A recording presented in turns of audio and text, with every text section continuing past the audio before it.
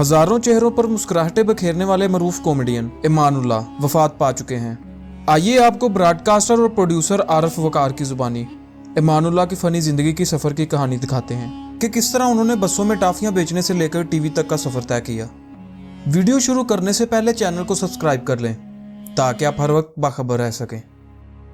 Producer Arif वकार कहते हैं कि सन 1970 में यूनिवर्सिटी से फारग होने के बाद मैं रेडियो पाकिस्तान में बतौर प्रोड्यूसर मुलाजिम हो गया था और मेरे ज़ुम्मे बच्चों, औरतों और नौजवानों के प्रोग्राम थे।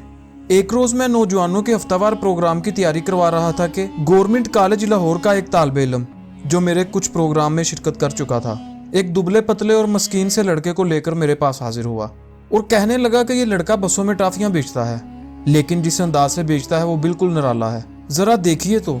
और फिर इस लड़के ने टाफियां बेचने का मुजाहरा किया, जिसे देखकर कमरे में मौजूद सभी लोग लोटपोट हो गए। इस हिम्मत अफजाई से लड़के में एतमाद की एक लहर दौड़ गई।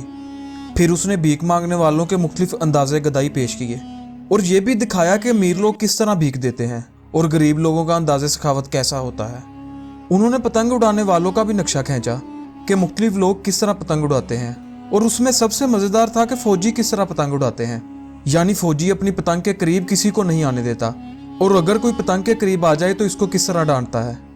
खैर, हमने इस लड़के को नौजवानों के प्रोग्राम में शामिल कर लिया और स्टूडियो पहुंचकर इसने माइक्रोफोन के सामने जो कमालात दिखाए वो ये साबित करने के लिए काफ़ी था कि ये लड़का सारा दिन बसों में घूम फिर के टाफियां नहीं बेचता, बल्कि रंग रंग के लोगों को बड़े गौर से देखता है, इनकी बातों को तवज्जो से सुनता है और घर जाकर अंदाजे गुफ्तगू की मशक करता है। इमानुल्लाह के तजर्बात और मुशाहदात की गठरी में इतना माल भरा हुआ था कि हमारे एक प्रोग्राम में नहीं समा सकता था।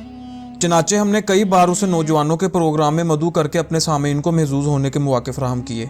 इमानुल्लाह नामी इस लड़के का फन अगले 3 बरस में रेडियो की लहरों से होता हुआ अलहमरा के स्टेज तक पहुंच चुका था और उसने अपने साथी अदाकार अलबेला के साथ मिलकर मज़ाहिया अदाकारों की एक मजबूत जोड़ी तैयार कर ली थी।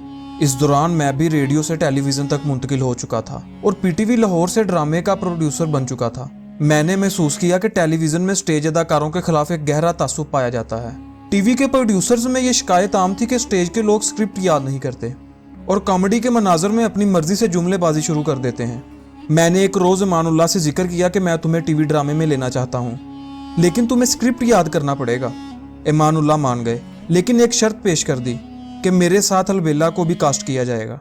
लिहाजा मैंने दोनों को कास्ट कर लिया और इन्हीं दोनों का जहन में रखकर एक मज़ाहिया पंजाबी स्क्रिप्ट लिखा जिसका अनुमान था एक सी बादशाह। जब खेल रिकॉर्ड हुआ तो हस्बे वादा इमानुल्लाह और अलबेला ने सारी लाइनें याद कर रखी थी, लेकिन कहीं कहीं उन्होंने अपने इजाफे भी किए और इनकी बाहमी जुमलेबाजी भी हुई, जो कि स्टेज की आदत का एक नतीजा थी। लेकिन इनके तमाम जुमले इतने बेसाख्ता थे कि खेल खराब होने की बजाय इसे 4 चांद लग गए। स्टेज पर तो इमानुल्लाह का तूती बोल ही रहा था, अब टेलीविजन का रास्ता भी हमवार हो गया था और इसके बाद इमानुल्लाह ने वाकई पीछे मुड़कर नहीं देखा। इमानुल्लाह के ये 7 बरस 14 बरस तक फैल गए, फिर 21 बरस, फिर 28 बरस और फिर 35 बरस हो गए।